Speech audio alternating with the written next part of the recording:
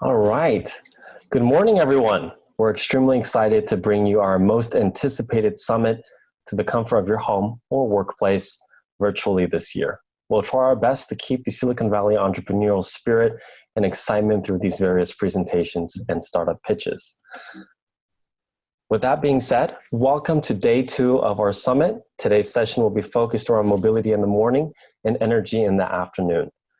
First off, we'd like to thank everyone who has made this possible, the startup companies from various parts of the world, our corporate partners who have dedicated the time and effort to help build this innovative ecosystem, the team for spending endless hours to ensure successful engagements between these startups and corporations, and last but not least, thank you for tuning in and supporting the startup companies and the growth of our plug-and-play mobility platform.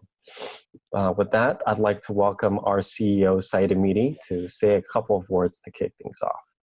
It is with great pleasure for me to welcome you to our mobility automotive events.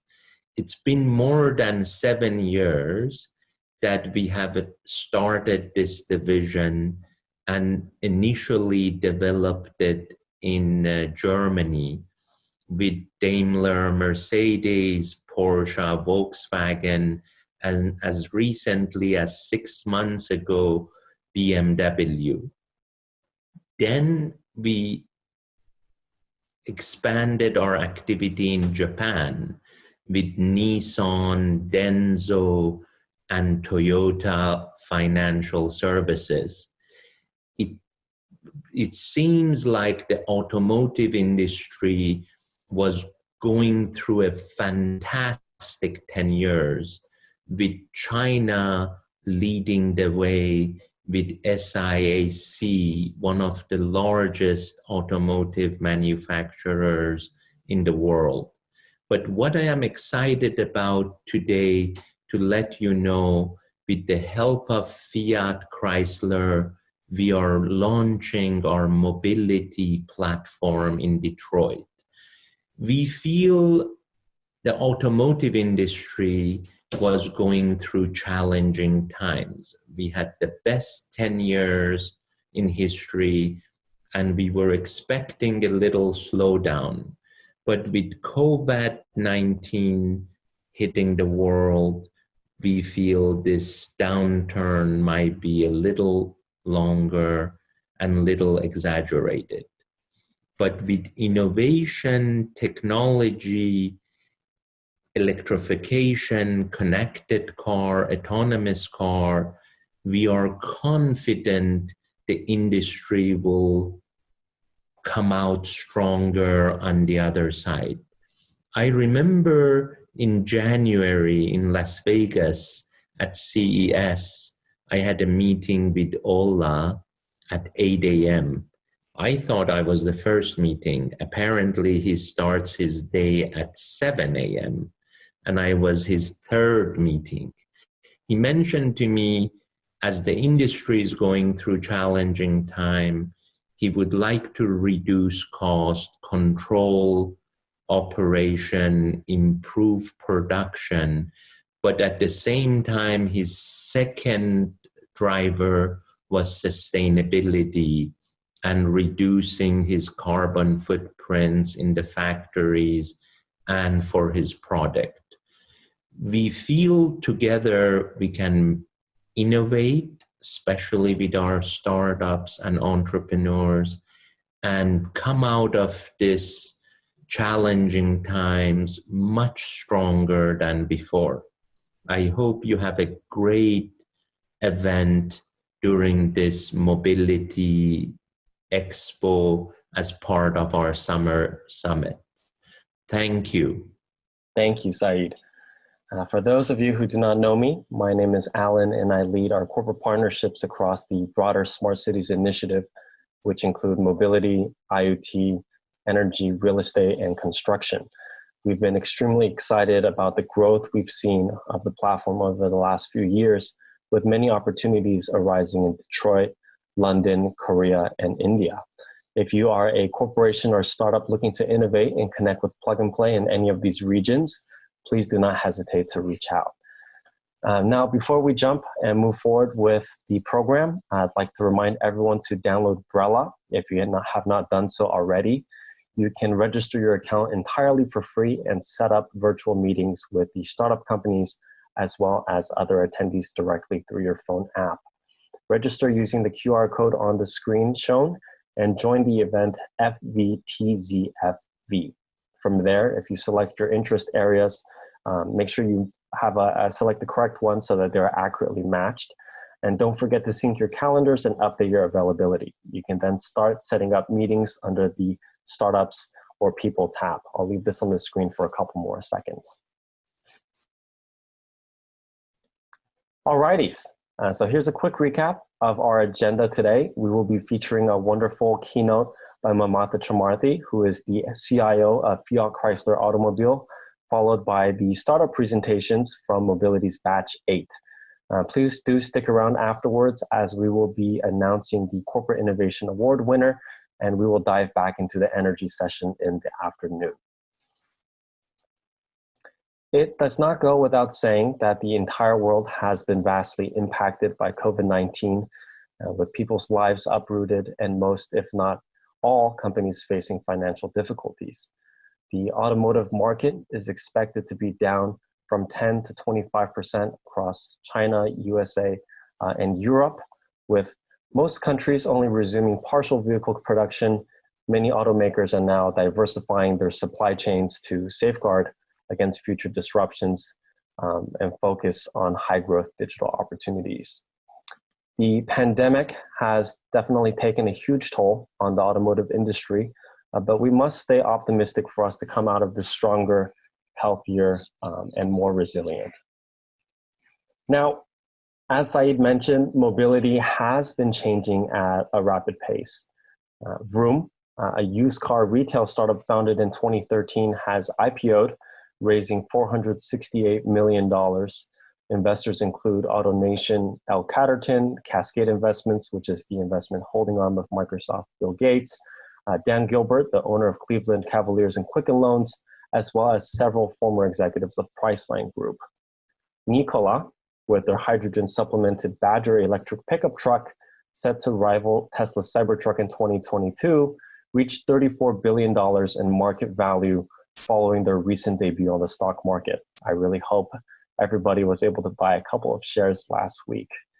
Netherlands-based delivery service Just Eat Takeaway planned to combine with Grubhub in a $7.3 billion merger after Uber Eats. There were several rumors of Uber Eats exiting the merger talks because of antitrust concerns. Last but not least, the leader in the EV market, Tesla, traded at over $1,000 per share on June 11th, reaching an intraday market capitalization of $189 billion, which dethroned Toyota for a small period of time as the most valuable car maker in the world. This goes to show the importance and the adoption as well as the heavy investment the general public is making into EVs. Even during one of China's most impacted months for automotive sales, Tesla saw their second month of leading sales in EVs. Though policies in both Europe and China favor growth for EVs more in those respective markets, we do hope that USA follows with additional financial incentives and as is increased awareness of the impact of fossil fuel-powered vehicles on air quality.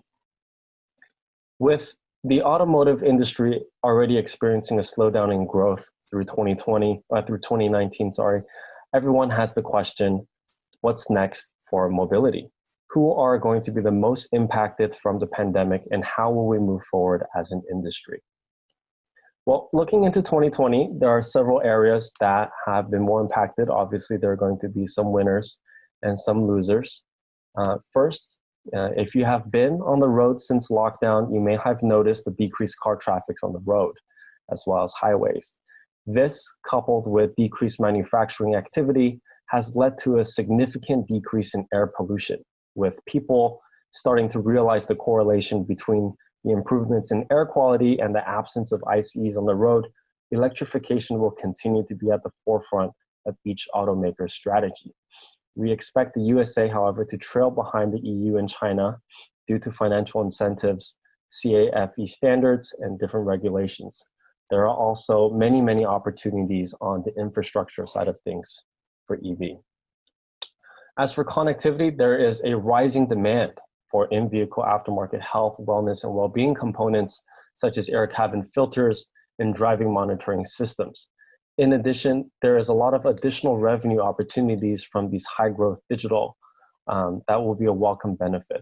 We do expect the traditional cloud-based, subscription-based services to shift more towards an embedded offering in future vehicles. One of the biggest winners, if not the biggest winners in the mobility space from the pandemic, is the digital retail of cars, parts, and services as seen in the explosive growth in Vroom's IPO. According to the chairman of National Auto Dealers Association, 80 to 90% of US dealerships will have full e-commerce capability in their shops by the end of the year. Automotive manufacturers need to shift some of their attention towards different possibilities towards used car business and low-cost models. Lastly, mobility as a service. With rising concerns around the transmission of COVID, shared mobility has taken the largest hit during the pandemic. Ride-hailing services such as Uber and Lyft have begun to shift their fleet capabilities to help support health transportation of frontline workers, and have also seen rises in revenues in their food delivery services. In addition, public transit is at an all-time low, allowing a rise in private micromobility, which include bike sharing and scooter sharing platforms. So at Plug and Play, we do strongly support the concept of open innovation. We believe that it should be available to anyone and anywhere. To do this, we have not only built a platform with the leading industry corporations, as well as cutting-edge technologies from startups, but we've also established strong relationships with VCs, governments, and universities at each of our 36 different locations. So why open innovation? There are so many opportunities to explore new business models and revenue opportunities, but a lot of people overlooked that technologies can also help decrease cost in manufacturing and supply chain through process innovation. The fastest way to work towards these buckets is with startup companies. What we're really hoping to do, if we're looking at the traditional technology growth for speed of business change versus the rate of technology change in the market, is really to fill that gap. Right? Partnerships with startups not only bridge the capability gap, but also drive technological and competitive advantage. So with that, I'd like to share a small joke with everyone. I guess the moral of the story is, don't be afraid to innovate and work with startup companies. Sometimes it's better to fail fast than to have not tried at all. Organizations that invest in innovation during a downturn discover opportunities fostered through creativity that more often lead to sustained long-term growth. So thank you once again for joining the Summer Summit Day 2. I'm happy to share my presentation with anyone who is interested. You can find my contact details on the top right. Now I'd like to welcome Mamata Chamarthi, who is going to be giving the keynote from FCA. Thank you, everyone.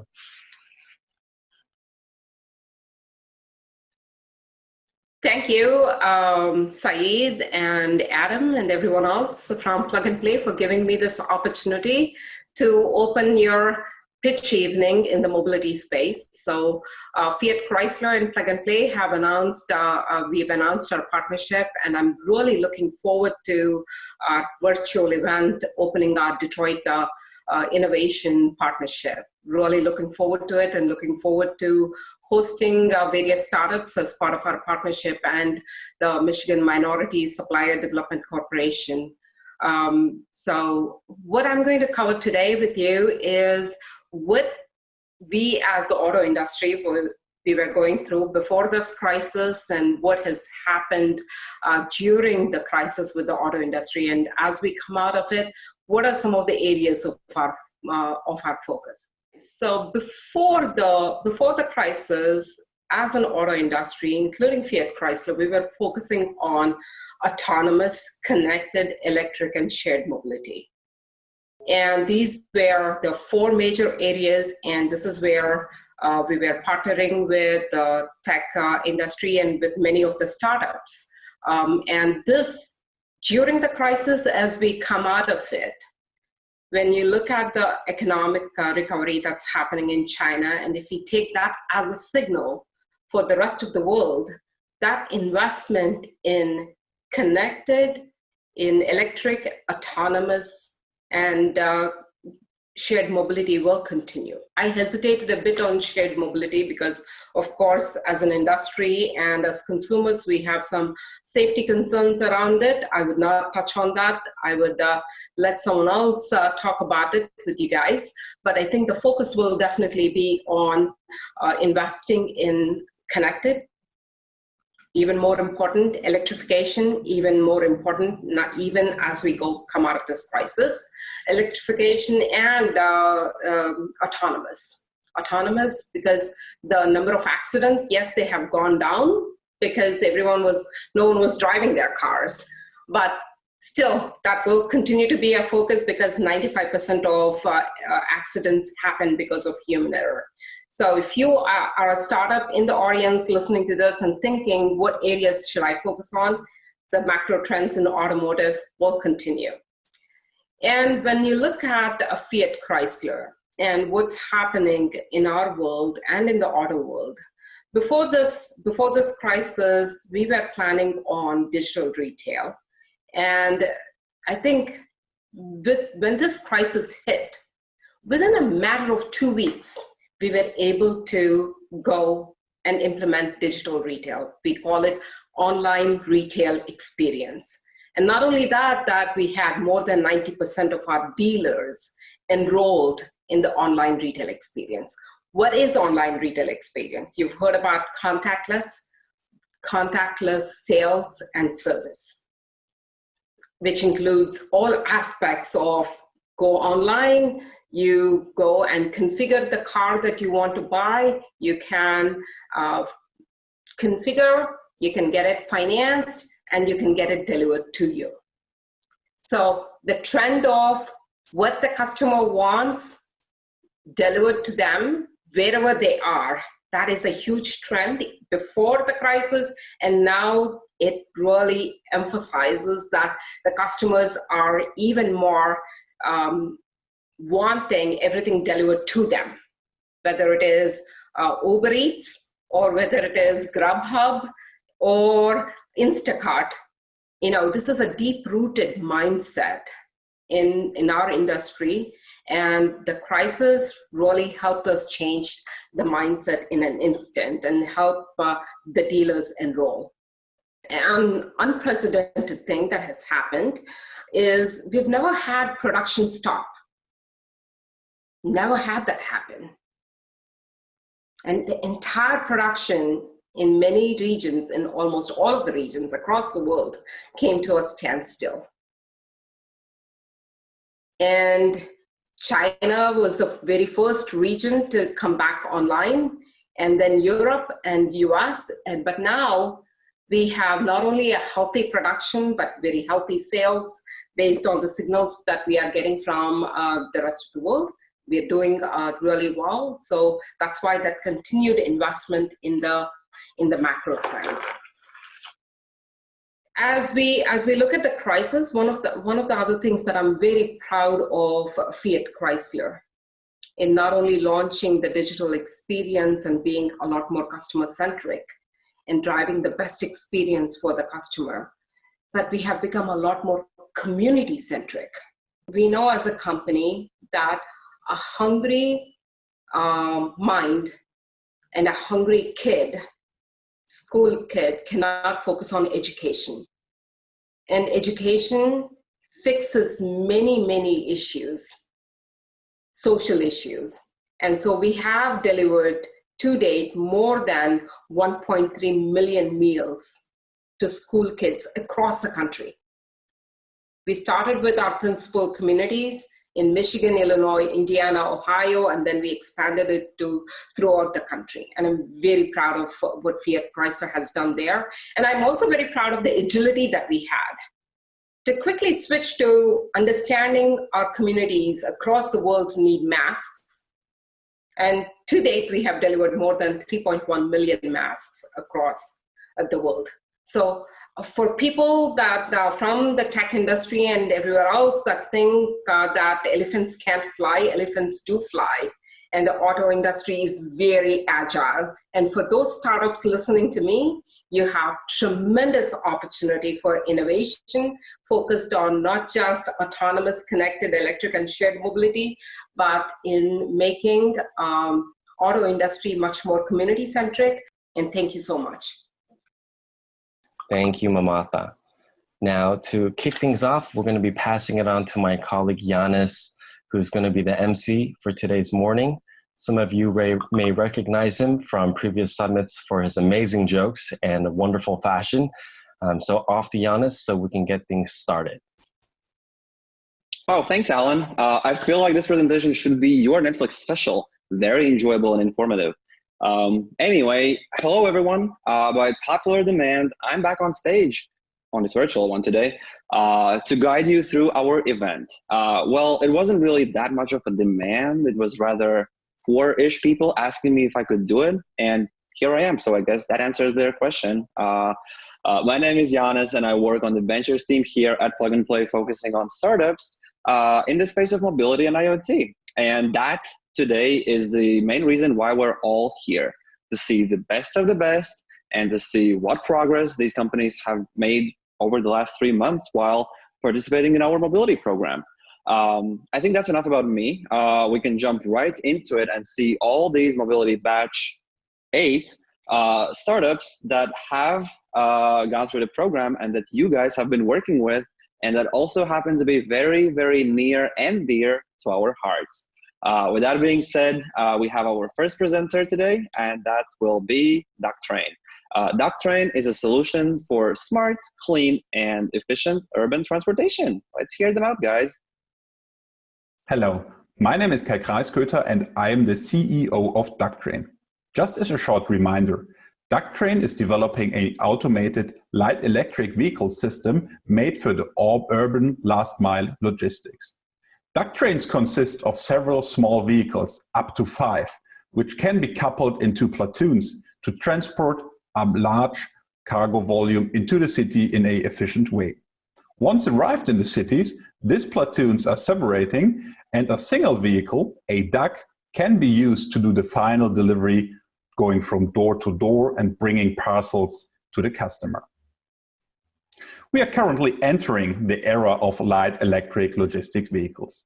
It's expected within the next 10 years that nearly 40% of all shipments worldwide are brought to the customer in the last mile using cargo bikes and light electric vehicles. Just today, a lot of logistic companies are trying out and already testing in series different types of cargo bikes and light electric vehicles, like Amazon in New York, UPS in New York, DHL in Antwerp, Berlin, and a few more cities.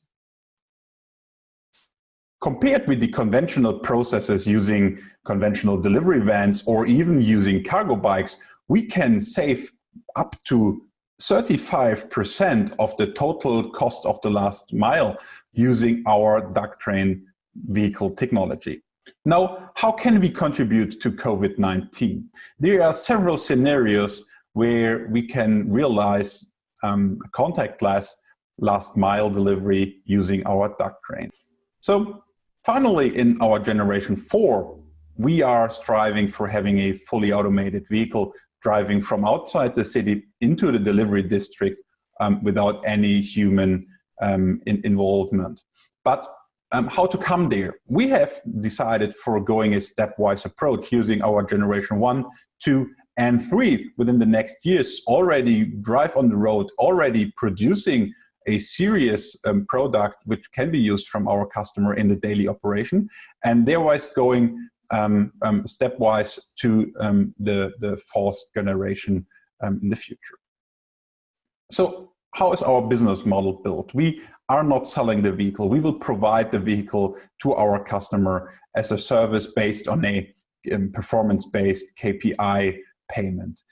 Also, we are contributing with vehicle customizing customizing the software, customizing the hardware, and also with additional third-party data-driven services like using our vehicle for data acquisition, mobile communication node, or even for advertisements on the shelter of the vehicle. So where are we standing? We are currently deploying our first generation prototype and testing this on private ground and working with the certification authorities, getting the roads certification for the European roads. End of May this year, we had a really great validation meeting with the German certification authorities, showing them our vehicle, showing them the insights of our vehicle. And currently it's expected that we get the permission to drive on public road end of July 2020. Also, we had a great press campaign in April and May this year with more than 20 publication in big newspapers and in big online newspapers, and also in the German national television, leading to a lot of customer traction and requests for duct-trained POCs. So what are we doing next?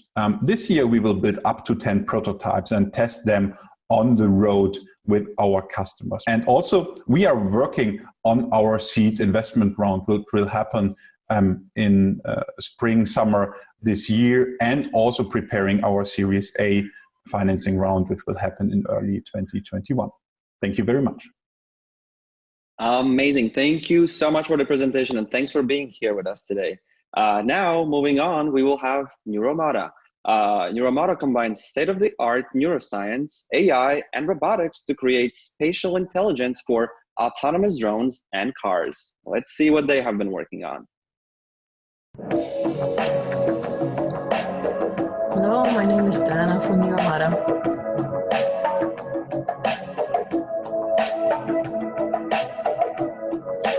The autonomy field is growing fast, but it still requires a human in the loop.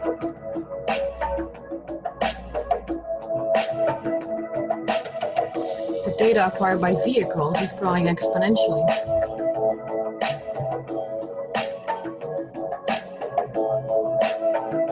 But in order to reach level 5 autonomy, we will have to emulate more of the driver's brain. Our IP is based on 2 Nobels and over 2 billion in funding in the field of neurorobotics. Neuromata is now working with most car and plane manufacturers,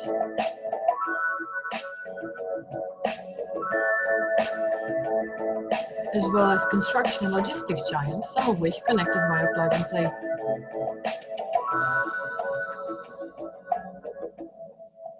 For example, we've been working with this major car manufacturer to detect traffic lights, which has been a major problem in the field, as well as constructions to track vehicles and humans on site. We can lead up to a 1000x increase in speed at 10,000 times less energy consumption. With over £5 million in revenue at launch, going into a $50 trillion market.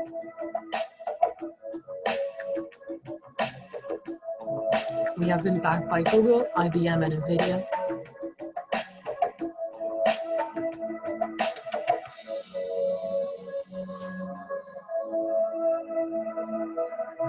Neuromata is dealing with building NeuroAGI. And with this, I would like to end by saying that we still have 1 slot open on our cap table. We now have a lead for £2 million out of 3 and already got some angel investment in the process. So there's still a £1 million slot at a £9 million valuation, and we are happy to have chats. Please feel free to reach out to me via Plug and Play. Thank you very much. Thanks, guys, and thank you for the presentation. Now, moving on, we will have Caliber Data Labs. Caliber Data Labs is building AI platforms for perception-heavy applications. Let's see what their focus has been. Hi, my name is Yasser from Caliber Data Labs, and I'm pitching our flagship product, SceneBox, the data platform for machine perception. There is an emergence of intelligent perception systems. Let me give you a few examples. Advanced driving assistance systems, ADAS, and autonomous vehicles are some examples. Automated delivery drones, collaborative robots, and even AI-assisted medical imaging solutions are some other examples of intelligent perception systems. So in these systems, perception data, which is high-resolution imagery, video, and LiDAR, is collected from the edge devices, and then the entire system becomes more intelligent and relying on machine learning and AI algorithms. So building this type of application requires a data management platform that continuously collects the perception data from the edge and systematically builds machine learning models. Now, the pain point is that building this operational end-to-end platform takes a long time for the teams. The cost of development is usually millions of dollars, and then you need a dedicated team to integrate this platform with a constantly evolving ecosystem of AI data providers. So our solution to this problem is Synbox, which is a smart end-to-end perception platform that enables the training and testing of machine learning models at petabytes of scale. The benefits of such platform is that user can build better training data sets faster. The machine learning team can focus on building models rather than putting together pipelines. And then at the end of the day, it reduces the machine learning product time to market for these teams. Synbox is a data agnostic platform and can be applied horizontally. Here I'm showing you 5 different verticals that this technology can be heavily used. And then the total current size of these 5 verticals is a healthy $170 billion market. And it will be projected to be 5 times larger by 2025. Our current focus is on ADAS, Advanced Driving Assistance Systems. And the reason for that is that we believe there is an existing safety issue in this systems, and then we think application of our platform would greatly improve that.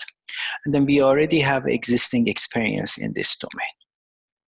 We are a small team of highly technical people based in Bay Area and Vancouver, Canada. And then we are looking for strategic partnerships. We are looking for building, defined projects and NREs with some of the key players in ADAS and AV. And then at the end, we are interested in being introduced to end clients. Thank you very much. And this is my contact information. Awesome. Thank you so much, guys. Next up, we will have Owl Autonomous Imaging, which is a thermal ranging platform that uses proprietary sensors and software to deliver safe autonomous operations. Hi, my name is Chuck Gershman, and I am CEO and co-founder of Owl Autonomous Imaging. I want to thank Plug and Play and the mobility companies who selected Owl as a participant for the Mobility Cohort Batch 7. We are a solutions company providing 3D intelligent thermal ranging platforms based on proprietary image sensors and software for safe navigation of autonomous things. Automated robotic operation is driving a global transformation throughout industrial, consumer, and services mobility. This transformation is constrained by the rate of safety improvement. Branding, regulatory, and insurance demands are all metered by continued improvement in safety metrics. Owl's vision is that perception systems will need to see everything, night or day, across extreme chaotic environments. The problem, as highlighted here by the New York Times, is simply that current perception systems fail to see, that is, to detect and identify high-value objects such as people, bicycles, or animals consistently. And here are the conditions where pedestrians or other objects are very difficult to see, including rain, snow, fog, glare, smoke, dust, and of course darkness. Owl can see in all of these conditions. Based on technology that Owl developed under a challenge grant for the U.S. Air Force, Owl has introduced a new sensor modality which we call Intelligent 3D Thermal Imaging. Here you can see the capabilities of our imager, including detection, classification, range, and velocity in any condition, and we have an extensive patent portfolio on this. Through our involvement with Plug and Play, now has increased our customer engagements by over 40%. Here's a quick look at the new strategic customers we're now engaged with. Further, we have secured a paid POC. OWL intends to enhance our thermal ranging ability to accurately measure object range out to at least 75 meters and couple that with the properties of our HD thermal imager. To give you a better idea of what OWL can do, I will show you a short video demonstrating our thermal ranging capability. Here you see two images, top and bottom. The bottom is a traditional visual image, and the top is a thermal image. The thermal image has been enhanced with a color coding scheme, where the yellows are the near field, the reds are midfield, and the purples and dark blacks are the far field. Both of these images were shot side by side on a country road from a vehicle with ambient lighting. As I run the video, see if you can detect multiple bicycles, pedestrian, and vehicles, both top and bottom. And here we go. So here you go. You should see an object on the left, actually two. How many identified two bicycles, both top and bottom, and how quickly did you see them? And then as we come up, you're going to see an object on the left-hand side right now, and it's going to start to swing around to the right as the car comes around the corner. Take a close look, top and bottom. And again, how many of you were able to easily detect both an SUV top and bottom and both a pedestrian top and bottom? Our business model is to sell complete image systems, that is 3D thermal imagers and associated software, to industrial and autonomous applications. Within the automotive consumer space, we are partnering with major Tier 1 automotive suppliers to manufacture the systems. I will provide key components in the form of core thermal sensor suite, key 3D optics, and licensed software. And here you can see the market opportunities for the industrial on the left and for the ADAS autonomous driver systems on the right. The COVID situation has impacted everyone. OWL is reacting by working to quickly release a FeverCam camera to address this need. At present, FeverCam solutions are one of the fastest growing markets in the world, with an estimated 76% year-on-year growth. For investors in the audience, OWL is looking to close an initial seed round. We have raised $2.3 million from friends and family, angels, and a key strategic investor, and we're looking to top that off with another $2.5 million. If you are interested, you can find my contact information on the final slide. And with that, I'll say thank you and take questions. Wonderful. Thank you so much for the overview. Now, moving on, we will hear from JetCool. JetCool is working on cooling technology for high-power electronics. And honestly, whatever their solution is, I think that's exactly what I need in my room right now. But that's just me. Let's hear what they have to say and what they have been focusing on over the past months. Greetings. My name is Jordan Miserak, and I'm the Director of Technology at JetCool Technologies. Today, I will show you how JetCool's disruptive cooling technology will enable the ongoing electrification revolution. Electronic devices are continually becoming smaller and more powerful, but we are attempting to keep them cool using decade-old cooling technologies, such as the metal cold plate. However, modern electronics are outpacing the cooling capability of traditional techniques, and as a result, electronics are simply getting too hot. This is not an acute problem either. Aerospace radar electronics need greater range and higher frequency. AI processors churn through billions of computations per day on credit card-sized chips. And emerging electric vehicles process hundreds of kilowatts to achieve a long-range, high-performance vehicle experience. Specifically, devices like IGBT traction inverters, DC-DC converters, and fast-charging infrastructure are often the trickiest devices to keep cool due to their high power and small size. Fortunately, JetCool has a solution that will modernize cooling of high power density devices. We bring an MIT-developed technology which offers 10 times better heat transfer through advanced fluid dynamics and better thermal design. With improved cooling, we are able to offer smaller, more compact solutions that are lighter weight and easy to integrate. Finally, with our modules fabricated via advanced 3D printing and smart material choices, we are able to provide solutions at lower costs than the bulky metal plates that dominate the industry. How is all of this possible? JetCool integrates microscopic fluid jets into our cooling modules, directing them perpendicularly at the device surface to more effectively remove heat over the standard parallel flow configuration. We have achieved heat transfer coefficients of 400,000 watts per meter squared degree C in JetCool products, easily 10 times better than the current state-of-the-art microchannel solutions. Benefits have been widespread in early pilots, including 250% power increases in defense electronics, 37% lower temperatures in data center processors, and 65% lower cost medical solutions. Of greatest excitement for JetCool, however, is its value add to the electric vehicle industry. JetCool is excited to offer smaller and lighter weight solutions to enable longer range EVs, lightning fast charging times, and second to none vehicle performance. After 5 years and $1.5 million of investment from MIT in aerospace applications, JetCool is seeking early partners to adopt its technology to the EV market space. JetCool raised a seed funding round in February 2020, led by Ray Stata, the founder and chairman of Analog Devices. JetCool is seeking pilot programs to demonstrate the benefits of improved cooling in electric vehicle systems. Thanks for listening today, and although JetCool may not be able to shield you from the heat of the upcoming summer months, your high power density electronic devices will certainly need us. Thank you. Excellent. Thank you so much, guys, for the presentation and overview.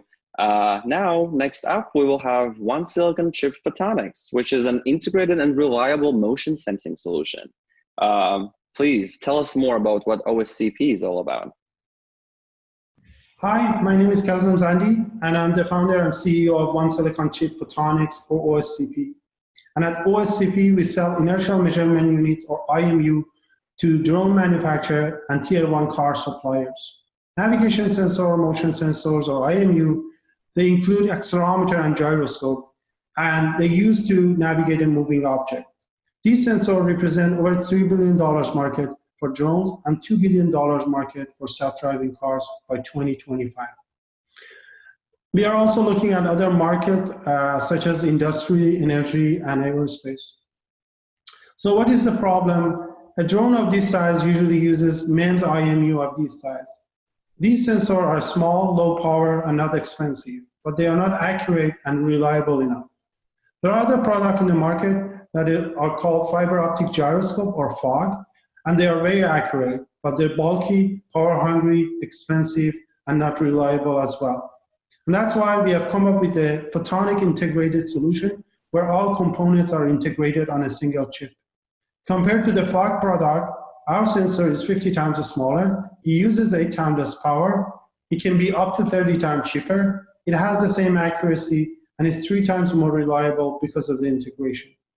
We're also looking at integrating the LiDAR with the IMU, since both products can share the laser and photodetectors. So myself, I've been the founder and CEO since 2015. My background is in MEMS, laser, and optics. I have over 25 years of industry experience in this domain. Richard Baudry is the CTO, and he has 20 years of industrial experience in semiconductor manufacturing, including working for big foundries such as Teledyne Delso. Yuan Justin and Saurabh Bedi are helping us with the R&D. We're also a portfolio of Silicon Catalyst, a Silicon Valley-based incubator with a team of experts in semiconductor industry. So in terms of product development, we are focusing on the gyroscope. The plan is to make the product smaller and smaller and improve the performance over the time. So right now, we are working with the foundry in Quebec, and we're planning to provide 20 samples by the end of this year to 10 of the customers that we are currently engaged with. To complete this manufacturing, we're looking at $500,000 pre-seed, which of that $350,000 is a grant that is already being committed. After that, we will raise $5 million seed, which $2 million of it is a grant, to complete the production and be able to sell to drone manufacturer. After that, we'll integrate the laser and detector on the same chip to be able to further reduce the cost and be able to sell it to self-driving car manufacturer in 2022. So as I mentioned, we'll be raising a $5 million seed in 2021. That will enable us to produce 20,000 sensors, each at $500, and generate $10 million in 2022. And by working on the production ramp up and integrating the laser and the detector on the same chip, we'll reduce the cost to $100, and that will enable us to produce 500,000 units and generate $50 million by 2024. Founded in 2015 in Montreal, so far we have raised $1 million Canadian grant and $400,000 private investment. We also get $2.2 million in-kind service through our incubator Silicon Catalyst. And with 2 working prototypes, we're looking at mass production in 2021. We also have 2 patents. One of them is already granted and the other one is pending. Thank you very much for your attention, and I'm happy to answer any question you have. Excellent. Thank you so much, guys, for being with us here today. Now, moving on, we will have Soundtrack AI. Soundtrack AI is an acoustics-based and AI-enabled predictive maintenance platform. Hi, everyone. My name is Miron. I am CEO and co-founder of Soundtrack AI. And we help you make the most of your mechanical assets by listening to your machine. Our deep tech platform analyzes the acoustic signature of mechanical systems and monitors their performance to identify anomalies early on before they become critical. And we can do that in an extremely efficient way and with over 95% accuracy. We developed this technology over the last 3 years, and in the past few months, we've been hard at work implementing it with main manufacturing, aerospace, and automotive partners, from monitoring a life support system on board the International Space Station through identifying anomalies on industrial cranes and automating analysis of flight test data. To do this, you need the right kind of team, and we bring the right kind of experience both on the business side and the science side. I'm an experienced entrepreneur. I founded 2 companies and built fast-moving teams for small and large companies. My co-founder, Ronen, completed his postdoc from Cambridge University over 20 years ago, where he analyzed patterns in sound waves using artificial intelligence technologies. Since then, he went on to develop dozens of commercial products in this field. And over the past few months, Ronen essentially packaged this 2 decades of very specific experience and knowledge into a set of acoustic learning libraries, which became the basis of our platform. Before joining the team, Avishai, our CTO, founded 2 technology startups that were successfully sold and is now in charge of turning those libraries into a solid platform.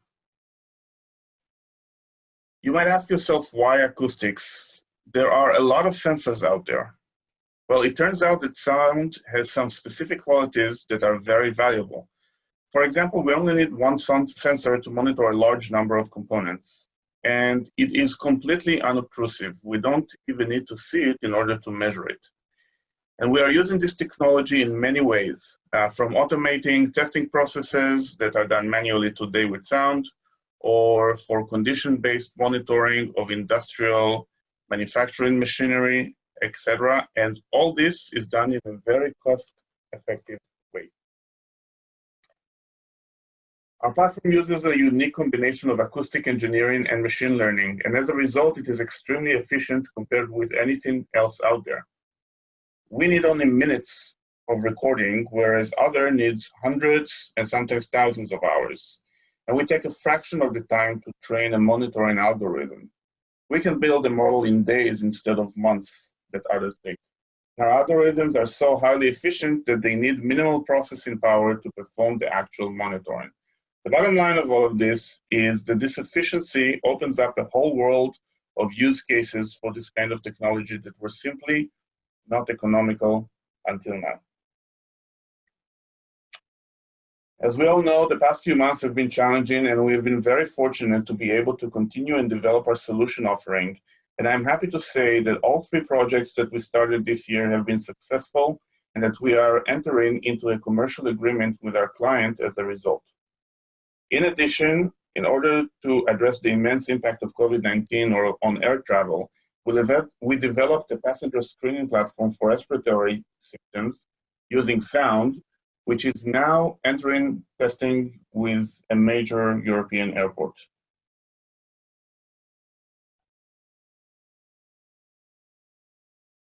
Great. Thank you so much, guys, for the presentation. Now, moving on, we will have Adapt. Adapt is an open transportation data collaboration platform that offers a very simple and easy way to catalog and connect mobility data to develop smart cities applications. Tell us more about that, please. Hi, thanks for your time. My name is Dinesh from Adapt. Before I talk to you about Adapt, let me share with you a little bit of information about myself. I've been in the tech industry for over 15 years. And for the past number of years, I've mainly been focusing in the automotive and the transportation sector. I've worked alongside some of the largest organizations in the world and have been invited to speak about the future of mobility in Europe, Asia, as well as here in US. One thing I found common about most of these organizations that are interested in the sector is because they want to work in projects related to smart cities, mass, in-vehicle experience, as well as predictive maintenance. So why are they interested? One is that they truly want to create applications that can improve people's lives in society. And secondly, they want to transform their business. They want to be a more data-driven organizations. And after all, the market size is huge in this sector. As more and more moving vehicles as well as infrastructures are sending data, there's no lack of data within an organization. Question is how to apply AI on top of these data. However, there are concerns and limitations. For example, there is lack of clarity on what applications people demand. And usually it requires high technical skills as well as the right tools. That's why we created Adapt. The idea of Adapt is to create a very simple platform that allows any organizations to start using data as well as AI. So this is data. Well, it doesn't matter what kind of data source or format, it's just a bunch of numbers. Unless you have the right skills with the right tools and willing to spend time on it, there's nothing much you can do about it. This is how Adapt sees data. We give each data set a profile. We score them and make them accessible to anyone that you want them to use the data sets. The deployment is very simple. Just a few clicks, we will automate the organizations of the data, give it a score, and help you to train the model. And more importantly, when you are ready to develop applications or analyze those data, it's just another few clicks. We want our partners to really focus on applications that they want to build. For example, smart parking for smart cities, advanced analytics for doing predictive maintenance, or having their own AI models that they can use. We work with companies, cities, as well as developers who want access to quality data sets. These are some of the applications that we have built from accident reconstructions for Insurtech to road detections for cities. I know we are in a very difficult situation today due to both COVID-19 as well as the big changes happening in our sector. We want our partners to focus in creating new business opportunities while allowing us to automate most of the tasks and provide the intelligence in a low cost and low risk manner. My co-founder Eric and myself has been in Silicon Valley for a number of years, working with some of the largest tech companies in the world. We come from a technical background with the passion and aim in using technologies to improve people's lives. We would love to have a chance to work with you to create values for our society. Thank you very much. Awesome. Thank you, guys. Thank you so much for the presentation. Also, to everyone who is watching us online right now, feel free to use hashtag PNP Summer 2020. We would love to hear from you. We would love to see more about your thoughts and also engage in a conversation. So I guess we'll see you on Twitter if you use the hashtag. But now let's proceed with our next presenter of today, and that is going to be Synaptiv. Synaptiv is a connected car platform helping fleets and OEMs monetize the data generated by their connected vehicles. Hello, I'm Matt Lewis from Synaptiv. We are a connected car platform, and we are leveraging vehicle data to power the next generation of mobility. We're taking advantage of the fact that most cars today are connected, which means the data generated by these vehicles can be harnessed and used for innovative use cases. We're also seeing an evolution in the mobility landscape with the appearance of a wide range of car-centric business models, such as car sharing, ride-hailing, pay-per-usage insurance, smart city insights such as the distribution and availability of EV charging infrastructure, real-time parking information, etc. And this has led to a real explosion in the ecosystem of companies that are now providing services within smart cities and mobility operations. And these are all services that require some level of access to vehicle data. And this is really where Synaptiv comes in. We are a specialist car data platform. We integrate with the telematics systems on vehicles, process that data within our platform, and make it available through our API to our smart city and mobility operated customers. We're not simply just providing raw data. All the data within our platform sits within an analytics framework, and we've developed a number of algorithms to transform that data into innovative insights and services that are also available to our smart city and mobility operator customers. An example of how a mobility operator would use our system is Haven, which is a premium ride-hailing service provider in London. Their fleet is based entirely on Jaguar Land Rover vehicles. And so what Synaptiv does, we integrate with all JLR vehicles, and we provide access to data off these vehicles through our API, which is what Fleetonomy integrates with, Fleetonomy in turn providing the ride-hailing platform that underpins the Haven service. For our smart city customers, the next few slides are going to provide a few examples of the types of insights we can deliver based on the data that's managed within our platform. So on this slide here, we're taking data from a fleet of vehicles based in London, sampling the air quality sensor, which is part of the air conditioning system, sampling it in real time at 1 hertz, at 1 time a second, and this allows us to build a pollution heat map that allows us to identify pollution black spots across the city. And then taking data such as suspension height information, wheel speed, G-forces generated by acceleration events of the vehicle, we can transform this data into an assessment of the road quality surface, where we can identify road health on a road segment by segment basis.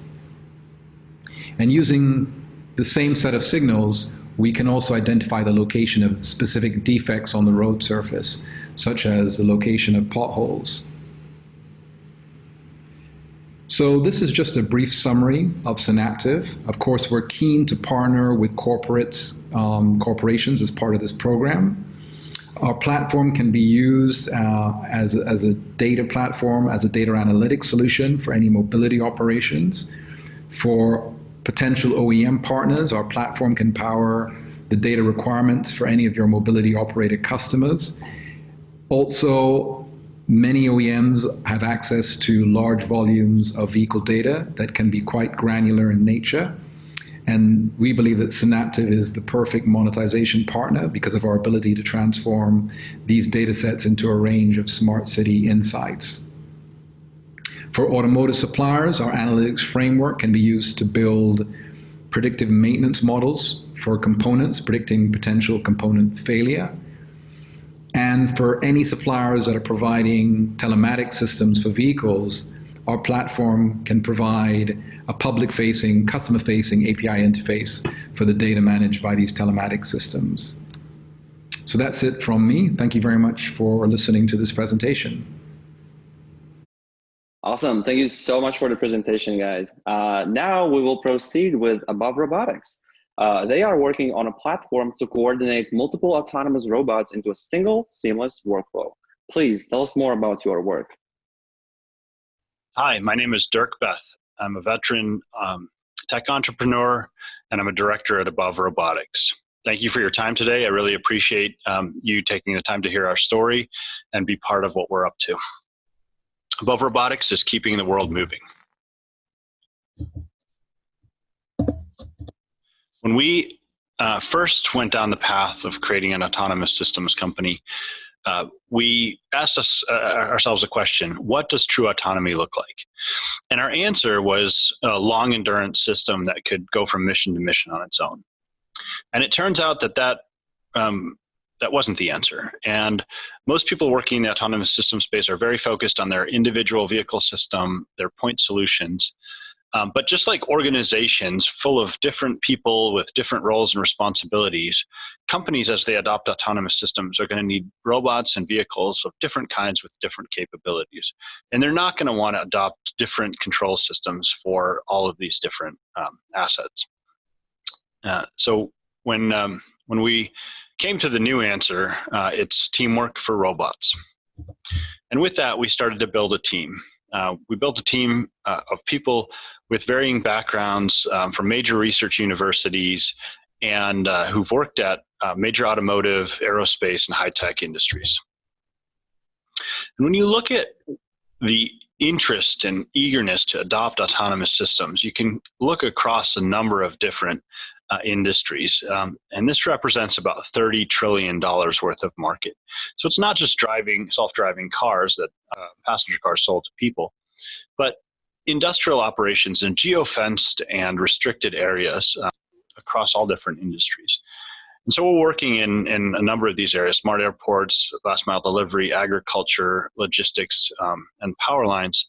And we either have partners that we're working with or have signed LOIs across these different markets. So Bob's software product is really a cloud-based product, and we do have two pieces of hardware. But if you have a native autonomous and connected vehicle, that can be brought onto our network very, very easily. But we have our connectivity hardware, which is our Microburst Connect, which allows secure connectivity and control of those vehicles from our cloud, and our Lightning system, which allows sensor fusion and full self-driving and low-speed operations. The middleware of our cloud product has a catalog of different autonomous systems in which we keep vehicle dynamics and other specifications on those systems, as well as the API, a catalog of different functions that any of these systems can consume. And there's a workflow engine that lets you put those two things together. And in addition, we have the ability to have microservices really control some of those actions within the workflow. So data coming in from external systems like ERP systems can control a vehicle. Again, customers don't want different control systems, but they can see everything in a single pane of glass in our remote operating center interface, in which you can see your whole fleet of different systems and the health of those systems. The intelligence of Above's cloud using AI can efficiently route those vehicles and continuously operate them and resolve issues. So for instance, if we know that a vehicle won't be able to complete its mission because of a charge limit, we'll automatically route a charge workflow and even add a different vehicle to provide continuous operation. Above is a startup.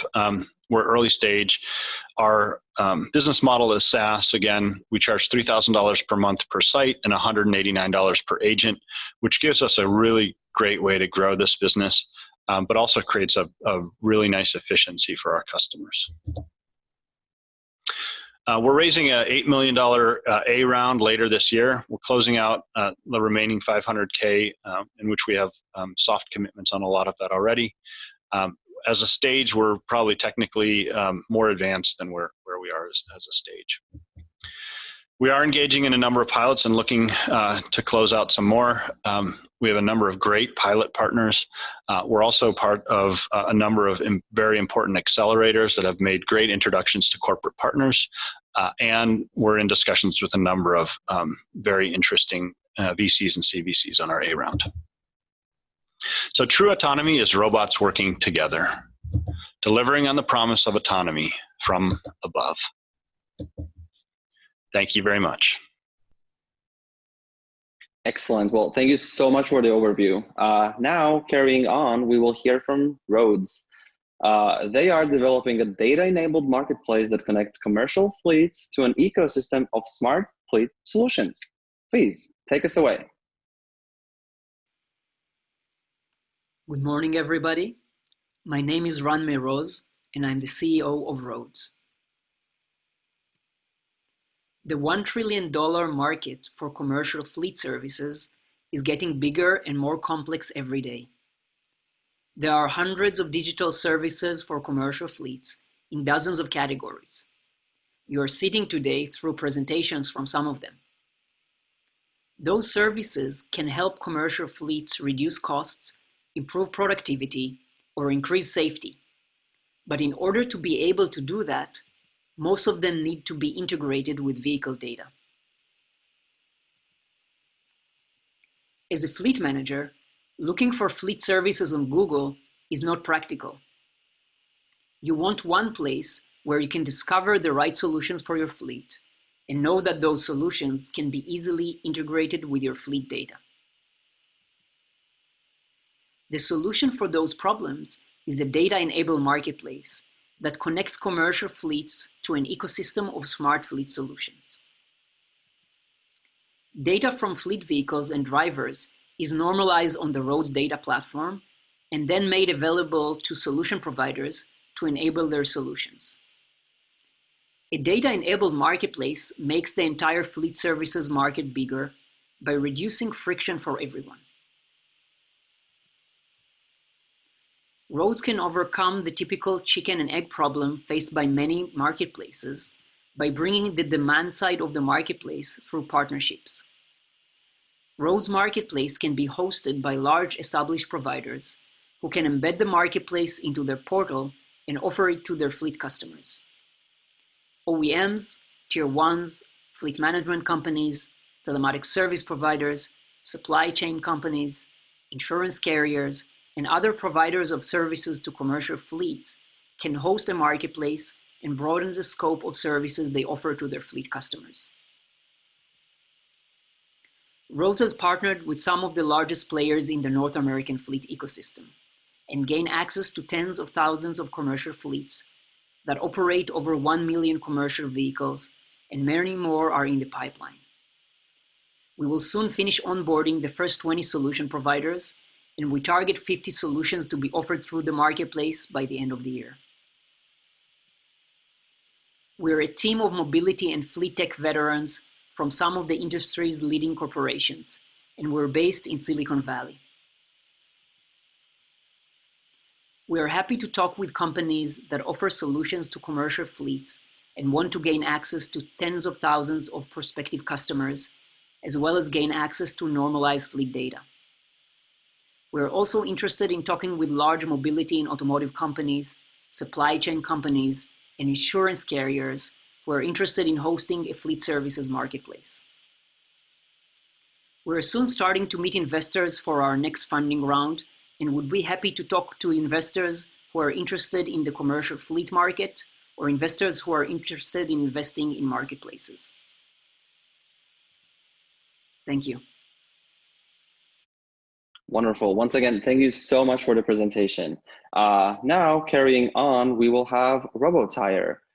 They are automating vehicle maintenance for today's regular vehicles and future autonomous vehicles with robots and software, starting with tire changing. Please tell us more about that. My name is Victor Grofi, CEO and founder of Robo Tire. Over 2.5 years ago, I was sitting at a service center waiting to get my tires changed, and it took 3 hours. And as I sat there, I thought to myself, look, you've built robots for the likes of Tesla, SpaceX, Apple, Intel, Zoom Pizza, and CafeX. Why can't you build robots to automate tire changing? So I built Robo Tire on the belief that all vehicle maintenance will eventually be automated. Now we're starting by building robots to change tires. And we're selling these to existing service center via a lease model.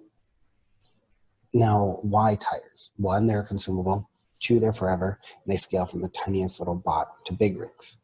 Additionally, the industry is facing a massive labor shortage to the tune of 36,000 technicians short, and we're losing techs faster than we're replacing them. The second is the tire changing process for a set of 4 tires is over an hour and is a very inefficient process.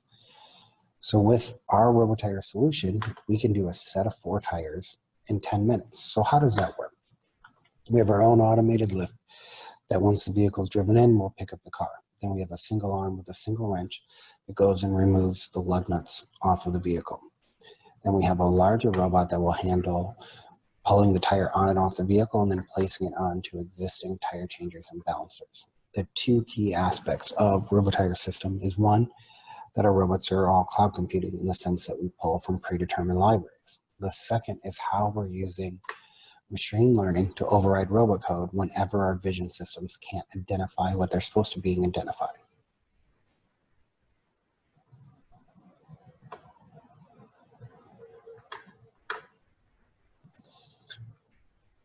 So currently, we have our first system live at a garage in San Carlos, Tools Garage. We have 6 additional systems under contract. We have a signed LOU and finalizing a full distribution agreement in the dealership channel. Now, our business model is that we charge $10 per tire. The shops that we're going after are averaging about 2,500 tires per month. So via those numbers, if we sold 350 robots, we would hit our 100 million in annual recurring revenue. Now the market is that there's about 500 million tires sold annually in the US. If we charge $10 a tire, that gives us a $5 billion addressable market. Now our competitive advantage is that we're first out of the market. We have an expert team, and our partnerships will eliminate potential competitors and block out potential competitors, i.e. our partnership with Hunter. Plus our roadmap for next vehicle servicing will keep us ahead of the game. The team is comprised of myself and Will Mates, who has been building software for dealerships for his whole career. The vision is that robots will be eventually performing all vehicle maintenance, and tires are just the beginning. Soon we'll move into brakes, oil changes, and more, while also building out solutions that can change tires for big rigs. Currently, we are raising $3 million. We have half of that committed, and that will be used to deploy our 6 contracts, plus the pilots that we're in negotiation with via Goodyear and Tesla. Thank you, and who's ready to robo and go?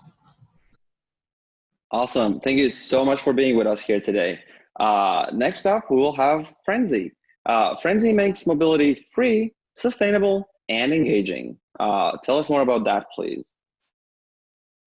Good morning, everyone. My name is Martin McMullen, and I'm the founder of Frenzy. Frenzy is a platform that allows people to sell discretionary time as they move around the transit system to consume content, games, deals, and actually then turn that into money, which then can be spent on the reduction of their transit journeys or paid for other things like Netflix subscriptions, Spotify subscriptions, buying coffees, buying your next McDonald's burgers, or anything else that you want to spend your Frenzy dollars on. The reason that we're doing that is we really believe that transport needs to move from moving people from A to B to focusing actually what people are doing whilst they're moving from A to B, and that's by engaging them with location-specific content and then enabling them to plug into a marketplace where they can actually engage with content and actually buy those services as they move around the transport system. At the same time, we use some of the advertising revenue to actually make the transport system more sustainable. For every journey that's carried out in Frenzy or booked or planned in Frenzy, we do the carbon offsetting at our cost, at no cost to the user or the transport system. So, the transport system accounts for about 30% of a city's or a country's carbon footprint. So the more we can do to improve that, the better environmental performance of cities will be and improve the environmental performance of the planet as a whole. At the same time, we want to make it more accessible, so allow riders to reduce the cost of transport by activating deals and rewards and plugging into that advertising dollar which we bring into the transport sector to reduce the cost of mobility across public transportation, shared transportation, scooters, bikes, and ride sharing. If and when autonomous vehicles come to market, again, this is another market which we would play into and be that content management system to deliver personalized content to people directly in the vehicle, which greatly will increase the amount of discretionary time in the transport system. But today we're focused on transport because that's where the largest amount of discretionary time is. Optiki is our ticketing platform, which allows us to issue tickets, do the multimodal journeys, and do mobility as a service, subscriptions, and like. Frenzy is a customer experience platform that sits over the top of it with programmatic advertising built into it. So from a Frenzy point of view, what it allows the users to do is trade off some of their time and data to generate Frenzy dollars. We then go away and match that with advertisers using our programmatic platform. That then goes back to the customer's wallet. That allows them to reduce the cost of transport without having any impact on the transport provider's margins, so therefore bringing more revenue into the transport system to make transit more sustainable or more cheaper, depending on how a transit agency wants to operate. In New Zealand, where we launched in December, we've built some really good ecosystem partnerships across McDonald's, Spark, Samsung, Skinny Mobile, and all of the main advertising industries. And then also with our transit operators across Keolis, who are a French transit company, doing some work in Australia with those guys, and then also doing a proof of concept with the Bay Area Regional Transportation Authority. Optiki is our MaaS platform, which enables ticketing as a service, on-demand and fixed route transportation modeling, forecasting, analytics, and then also software that will run on any type of non-proprietary hardware. So any NFC, open loop, mobile payments. At the same time, we're using Frenzy data and Optiki data to allow us to do predictions using an algorithm to attribute people to public transportation so we can go to infrastructureless payments in the coming years. Here's a quick overview of some of our metrics. They speak for themselves. And really, this is a great opportunity to partner with us, get involved early on as we redefine the future of discretionary time, starting with transportation. Thanks for your time, and all the best. Great. Great job. Thank you, guys. Now, next up, we will have Hi Auto. Hi Auto is a deep learning software-only system that leverages a speaker-facing camera and a single microphone for more accurate speech recognition and clear speech enhancement. Hello everyone, my name is Roy Barar and I'm the CEO of Hi Auto. To remind you what we do, let's see a video of 3 people talking simultaneously in a car moving at 70 miles per hour. Afterwards, you will see how Hi Auto is able to separate the speakers to clean audio channels. I want a large cappuccino. I want an espresso with soy milk. Can I get your ticket to the Grand Canal Station? Find Thai restaurants next to 24. I want a large cappuccino. I want an espresso with soy milk. Can I get your ticket? Let's do a walk. It's only Betty. We're already behind on our schedule. The way Hi Auto is doing this is by using a deep learning algorithm, a camera that tracks the lips movement of the speaker, and a microphone in order to extract the component of the speaker from the overall noisy sound. We are using it in order to improve the speech recognition reliability under noisy conditions in the automotive industry. Since the beginning of the plug and play program, we've selected our second vertical.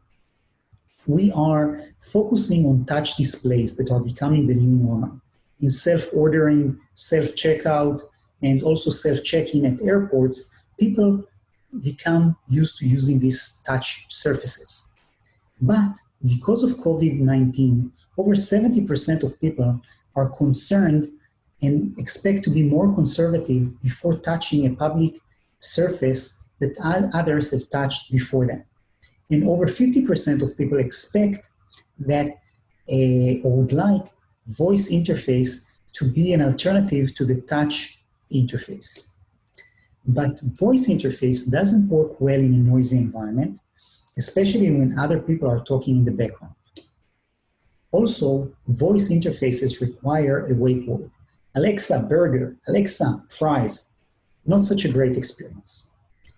Hi Auto is introducing a revolutionary product that takes any touch interface and makes it touchless.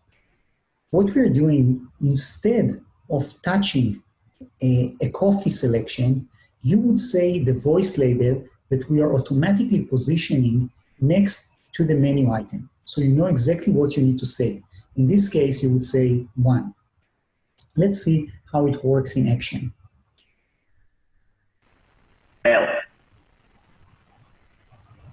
C, down, F, J.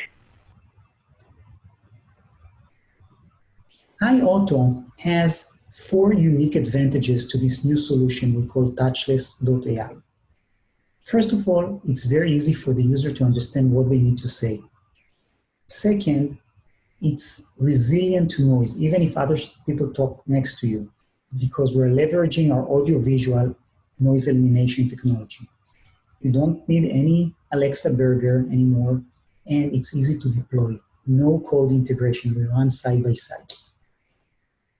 As I said, for the automotive industry, we're looking to work with tier 1s and OEMs in order to prove the impact of our audio-visual enhancement solution in making speech recognition more reliable in the car. For the touchless vertical, we're looking to work with hospitality brands, restaurant brands, airports, in order to make the environment safer. And finally, we would love to talk to VCs prior to our round A that is expected to be in 2021. Thank you for listening and enjoy the rest of the day. Thank you so much for the presentation and thanks for being here with us today. Now we will move forward with BenchShape by Tactual Labs. They call themselves an innovator in human-computer interaction technology. Let's hear them out. Tactual and its BenchShape division have rapidly grown into a team of more than 60 full-time engineers. We pioneer new shape sensing technology that exists at the intersection of 3 disparate domains: signal processing, flexible applied materials, and actuation.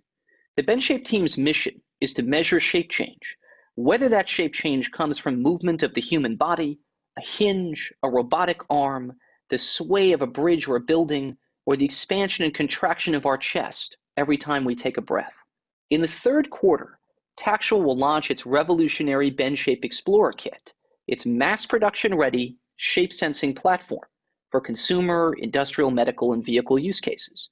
The BenchShape Explorer Kit allows accurate measurement of multiple independent bends along a single thin sensor strip.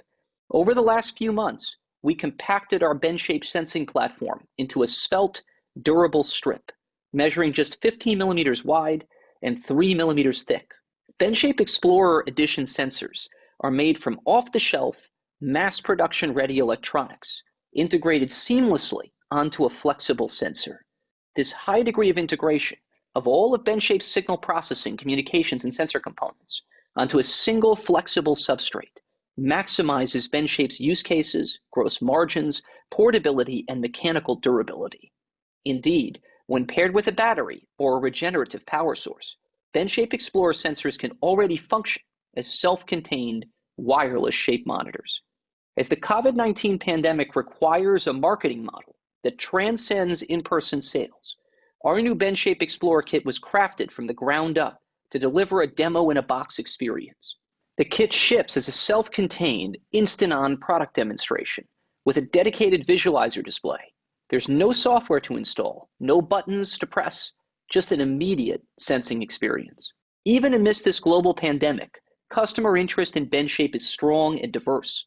BenchShape demand is fueled by the desire to break free of the constraints imposed by today's proven market for rigid rotary encoders. Rotary encoders used in consumer electronics, factory automation, and vehicles sell over 2 billion units annually. BenchShape will also address new use cases in health, medical, and consumer wearables, where fast-growing annual sales are already in the tens of millions of units. Vehicle companies want to explore BenchShape to build adaptive suspensions, lighten and streamline hinges, and create new types of shape-changing buttons and knobs in the cockpit. Construction, manufacturing, and retail companies are interested in developing body pose tracking worker garments with seamlessly integrated bend-shape sensors. Robotics companies see bend-shape as a path to build lighter, more streamlined robots with shape-informed grasp and the ability to perform more fine-grained organic or fluid motions. Mixed reality manufacturers want bend-shape strips in gloves, shirts, and pants to track and bring body pose and movement into the virtual world. Construction and extractive industries have approached Tactual to understand the path for integrating durable bend-shaped strips into infrastructure to monitor structural health and intelligently trigger conditional maintenance for large structures such as bridges, pipelines, tunnels, or buildings. Medical innovators in the bend-shape team are harnessing our shape sensor to build better respiration and physical therapy devices that can provide more effective care outside and inside the hospital. With bend-shape, we can finally track human respiration by observing chest volume changes with a battery-powered bend-shaped chest sensor that requires no specialized training to deploy. The force of our shape sensing mission has helped us to execute a Series A preferred equity term sheet for a third quarter closing. Amazing. Great progress, guys. Now we will proceed with our next company, which is Looper. Looper is a machine learning and natural language understanding company with the vision to enable true conversational interfaces for the transportation and navigation space. Hello everyone, my name is Ed and I'm the lead machine learning and natural language processing engineer here at Looper. At Looper, we're building real conversational AI. The problem with existing intelligent assistants is that they can only do a few things reasonably well, but nothing perfectly. This, together with their ability to only understand stiff, robotic, one-way commands, leads to an overselling of the idea of AI, where people have seen no impact on their daily lives. They are basically considered nothing more than gadgets. We have a very clear focus to make it possible for humans to actually have a conversation with their machines.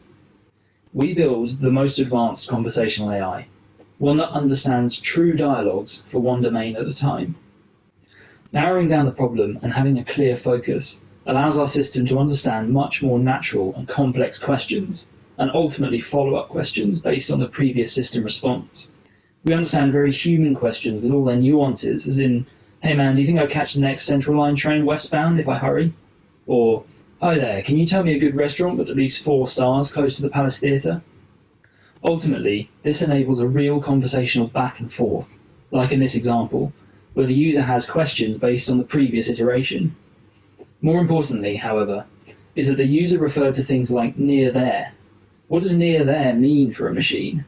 If Alexa could think, she would probably ask, near where? In real life, she would always say, sorry, I didn't get that one. We understand that deep learning or attendance alone won't do it, which is why we are building our own tech stack and pushing frontiers in deep semantic NLU, discourse modeling, dynamic dialogue state tracking, and dialogue management. We also designed our architecture differently, which can be elaborated later if needed. Now, have you ever heard of Alzheimer's? No? Every intelligent assistant is suffering from it. We developed and tested a first prototype that outperformed all others in remembering things. We started turning our developed IP and technology into scalable products, which we will split into 2 phases. First, we will be developing a much more sophisticated one-shot system, which turns free-form text like natural language into structured knowledge. This leads to true dialogue, a powerful engine for a 2-way, open-ended flow of communication. Our initial focus will be on the auto and mobility space, as there are a lot of possibilities. Applying conversational AI to this domain has the potential to radically improve the overall user experience and close the pain that many people feel when on the go. So, our future customers are diversified across these promising markets, with our focus being on car makers and Tier 1 suppliers, who at the moment incorporate unscalable legacy assistants, with NLP skills being among the poorest experiences. We will reduce the deployment life cycles for sophisticated voice technology from years to weeks, and save both automotive and mobility players time and millions in development.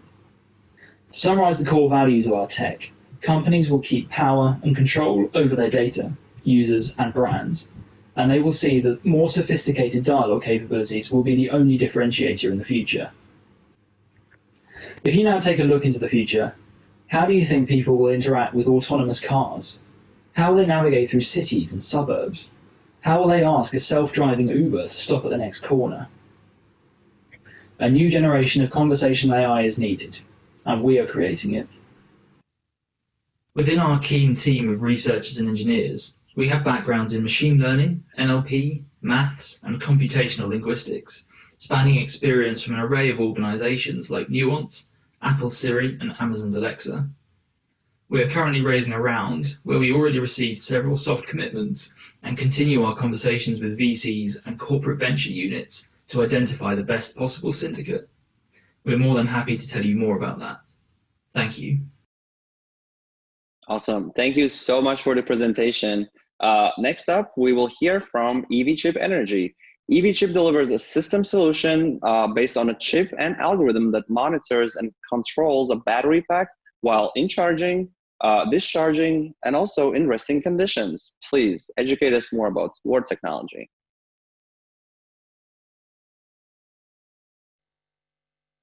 Hello, everyone. My name is Alon Medina, and I'm the CEO of EV-Chip. Imagine a world in which the weight and price of electric cars are cut by 50%, a world where efficient rechargeable batteries significantly reduce the need for fossil fuels. EV-Chip revolutionary battery management technology that dynamically controls any battery pack at the cell level can make all this a reality.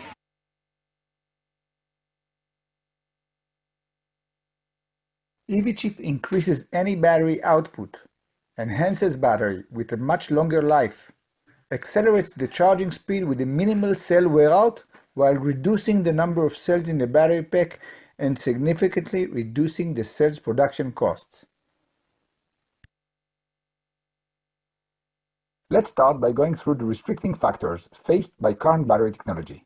Batteries are built from cells that are pre-assembled and wired in groups, some in parallel to provide current and some in serial to provide voltage.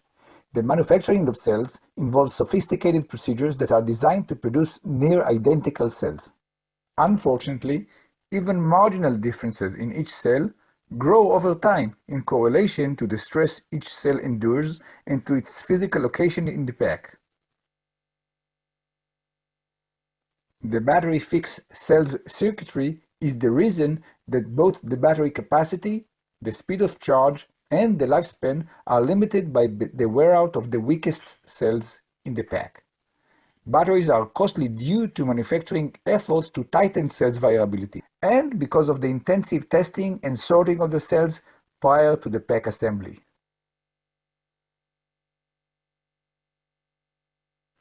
Generic battery management system, BMS's, main function is to disconnect the battery when the first cell in the pack reaches its individual charge limit. Battery cell's wear out is proportional to the passing current square. Therefore, BMS also limits the charge currents passing through the cells to reduce the risk of fire by lowering the excessive wear out in the weak cells. As battery age, each cell's specific top and bottom limits are going closer at different rates and diminish the entire battery pack usable capacity.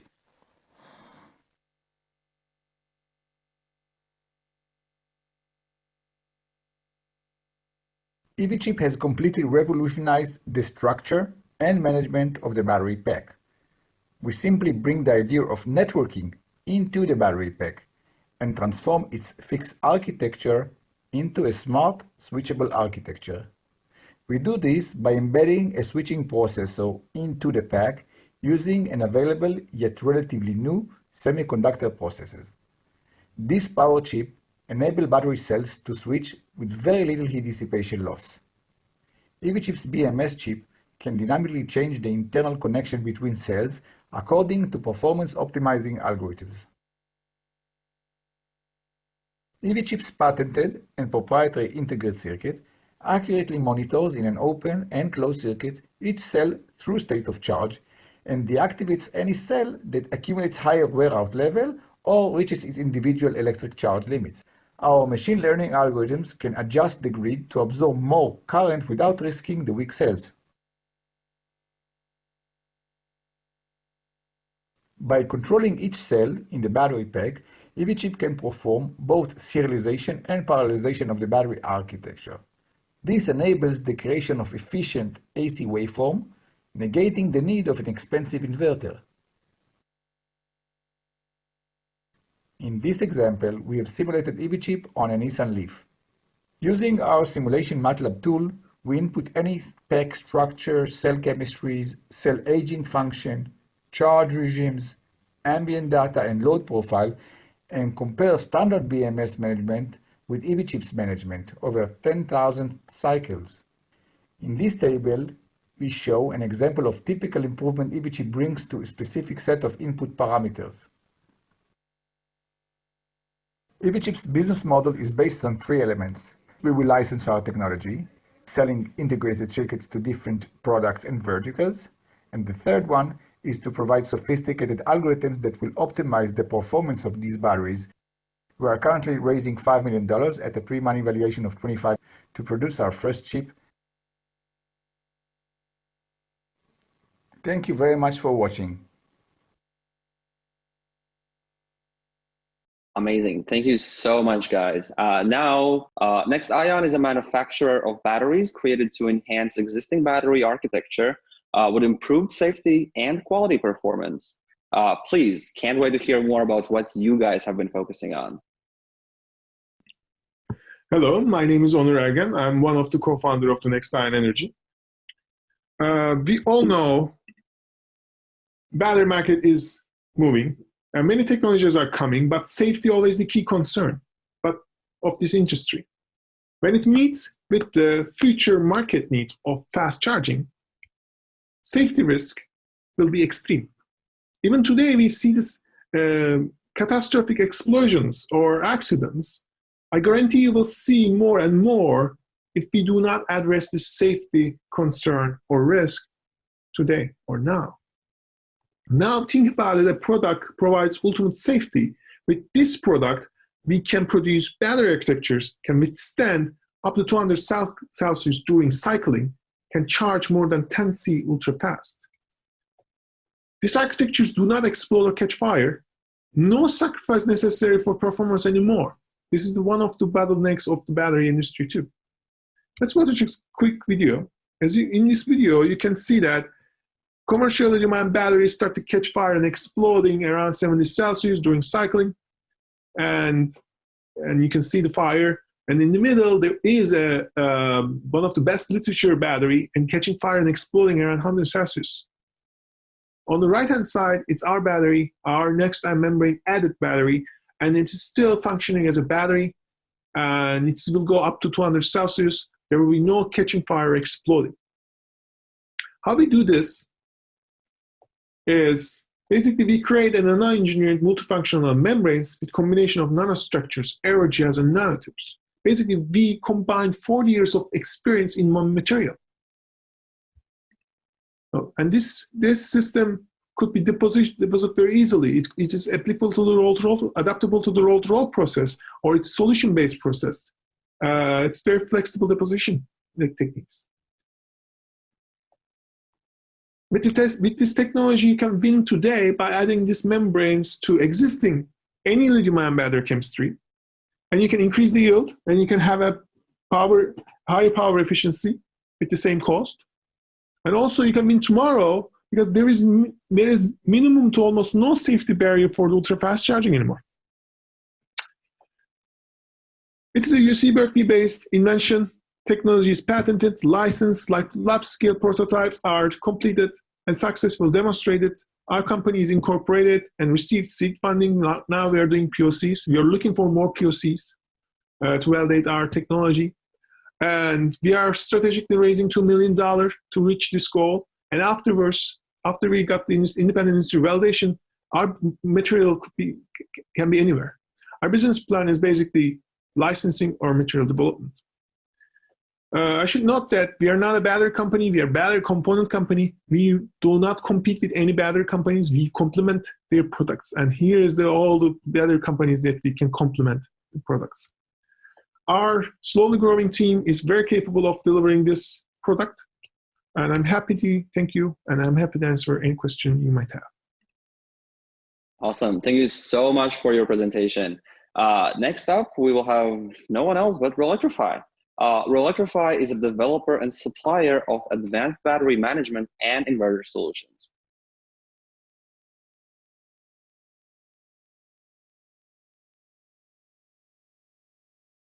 Hi, my name is Valentin, and I'm a co-founder and the CEO at Electrify. Our mission is making energy storage affordable. Renewable and reliable power benefits significantly from stationary battery storage in homes, industry, and the power grid. However, standard lithium-ion batteries today remain quite expensive and short-lived. Electrify focuses on two problems to address this. The first problem is related to lifetime. Large battery packs contain up to 200 individual series-connected cells, and the weakest cell limits the entire pack. When batteries are brand new, the cells all perform strongly, and therefore none limit the pack.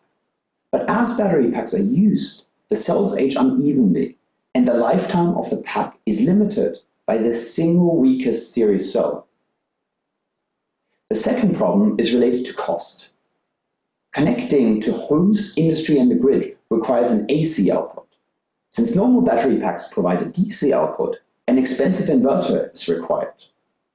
We have solved both these problems. Electrify's mixed software and hardware solution merges the traditional battery management and inverter into one stronger performing, lower cost solution. Every cell is controlled individually, which overcomes the weakest link issue. This increases battery life by up to 30%. Alongside, the cell level control provides a partial AC output, which allows inverter complexity to be vastly reduced. Instead of 20,000 times per second, it only needs to switch about 100 times per second, and largely avoids the need for filtering capacitors or inductors. Our approach results in around 30% less battery management and inverter component cost, which spread across the full battery system leads to about a 10% cost reduction. Our technology also provides fault redundancy and includes sensors collecting battery performance data, which we then use to further improve our algorithms to make the batteries last even longer. Now, taking a step back, this technology opens up two opportunities. The first is allowing new batteries to be cheaper and have a notably longer life. The second is reusing so-called second life batteries, used batteries from electric cars, for a uniquely low capex storage solution. Electrify was founded in 2015 out of battery research at the University of Melbourne, Australia. Since then, we have scaled our technology across residential and large industrial solutions. These have already found use with Volkswagen Germany, Nissan subsidiary 4R Energy in Japan, and power utility Vector in New Zealand. This January, Electrify launched our inverter replacing solutions, which are already installed in a project with US power utility AEP and Nissan US in Ohio. Consisting of modular 70 kilowatt-hour blocks, these solutions suit installs up to multi-megawatt hours. Since joining Plug and Play, Electrify has progressed very swiftly. We recently signed off on our largest storage project yet, and our planned project pipeline is rapidly growing. We are also receiving key interest on opportunities, including supply of our electronic solutions and supply of full storage products. Electrify is actively looking for strategic collaborators globally that either manufacture or install stationary battery packs at significant volume. We would love to connect with any relevant companies to see if Electrify can help make your battery packs cheaper and longer lasting.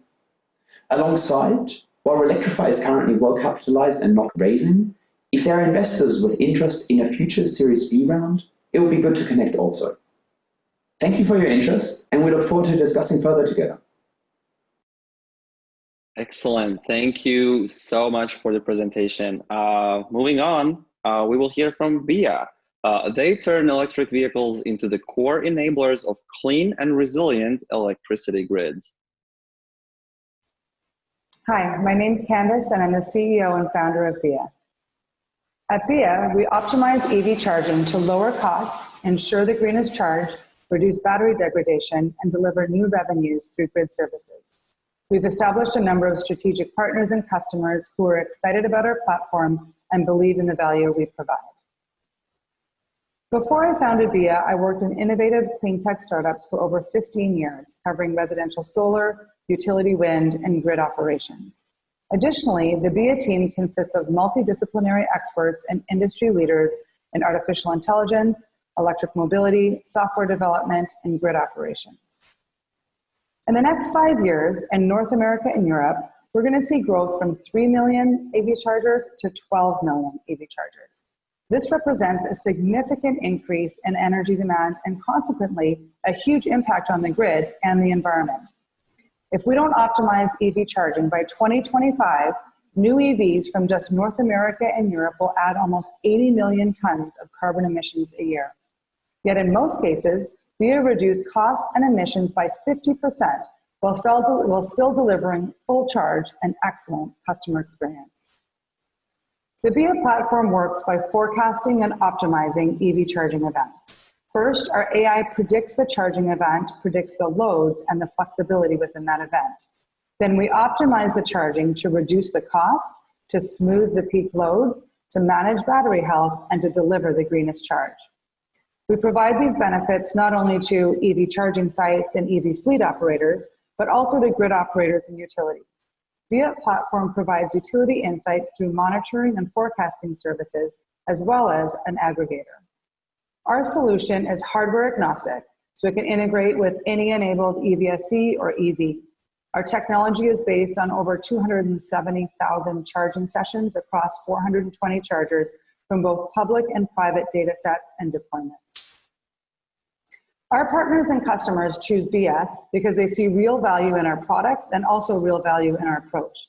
We start with a data services engagement to manage and cleanse their data to gain insights and provide business intelligence and monetization opportunities. Then we integrate cloud to cloud our optimized charging so they can quickly start to see cost reductions.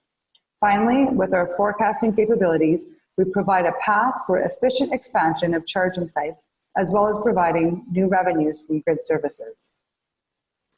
We really believe that the intersection of energy and transport is the most exciting space to deliver innovative AI for clean tech. We believe it'll enable incredible growth and efficiencies over the next 10 years.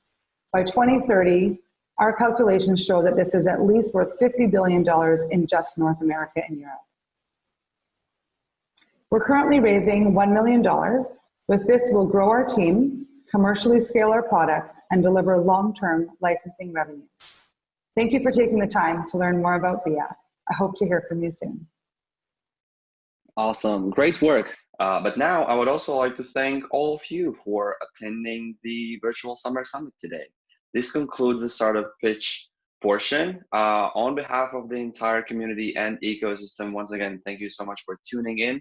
Hope this was a valuable and enjoyable experience. My name is Yanis. I'm tuning out, but before you tune out, let's hear from Alan, who the corporate award winner is this time around. Thank you, Yanis. So with that, I'd like to share the winner of the Mobility Corporate Innovation Award, and it goes to WABCO. So WABCO was a partner of ours since August 2018. They have been very active over the last year in not only Silicon Valley, but Stuttgart as well. They are currently working on several POCs and are very engaged with our community. So hats off and kudos to WABCO. Lastly, I do want to end with a reminder that the energy session is going to be kicking back off in the afternoon at 10:45 a.m. So please don't forget to dial back in. Thank you, everyone.